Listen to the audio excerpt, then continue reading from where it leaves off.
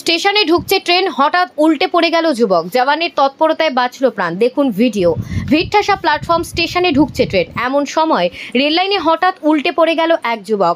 তাকে বাঁচাতে বিন্দুমাত্র দ্বিধা না করে রেললাইনে ঝাঁপ দিলেন কর্মরত এক জওয়ান।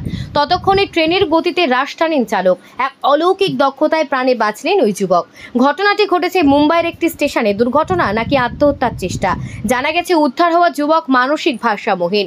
রেললাইনে পড়ে যাওয়ার কারণে তিনি আহত হয়েছিলেন। এই নিছকই দুর্ঘটনা নাকি ছিল আত্মহত্যার চেষ্টা, তা খতিয়ে দেখছে পুলিশ। আহত ওই যুবককে প্রাথমিক চিকিৎসার পর ছেড়ে দেওয়া হয়েছে।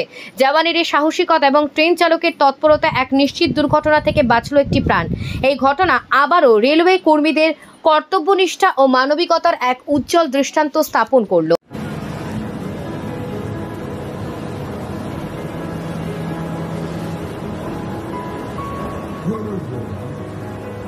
目のばっかりちょっと